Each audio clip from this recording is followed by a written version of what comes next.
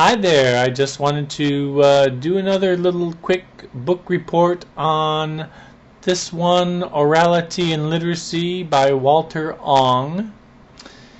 And I found it to be an interesting book, talking about a oral culture that existed before writing, in contrast to a literate culture which comes after writing. And Walter Ong's book does have some relevance to discussions about the Christian Bible and also the Koran. Basically just that the one thing that the literate culture really depends on is specific words in specific orders. So if you talk to a Bible literalist, oh, this word in this sentence in conjunction with these other words, they interpret it and interpret it until they get the meaning that they want.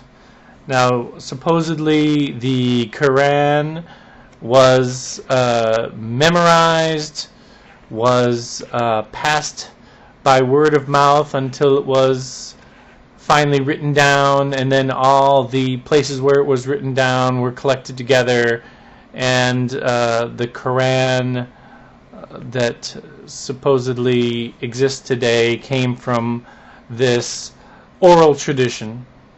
And also the stories of the Jesus of Nazareth also are supposed to come from an oral tradition. And one thing that I found pretty interesting was this author actually investigates, well, does an oral tradition really pass down information that accurately? And he finds that they don't. Basically, the people who pass down information in an oral culture are artists. They create and recreate the stories each time they tell them, even though they will report that, yes, I told it the same way tonight as I told it last week, as I told it 6 months ago. They don't really have any way to check that. And but when the author investigates, records a performance on one night and compares it to a performance on another night, he finds that they're different.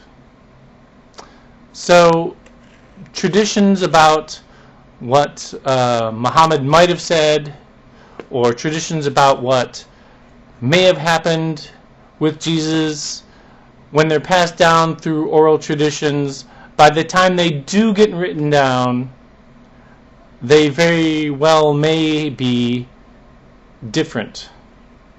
Maybe subtly different, maybe majorly different than the way the story was told originally.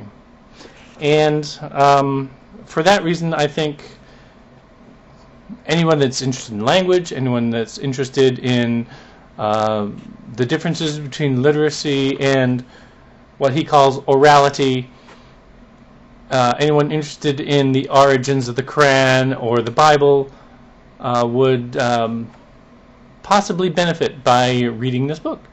And that's all there is to it. Thanks.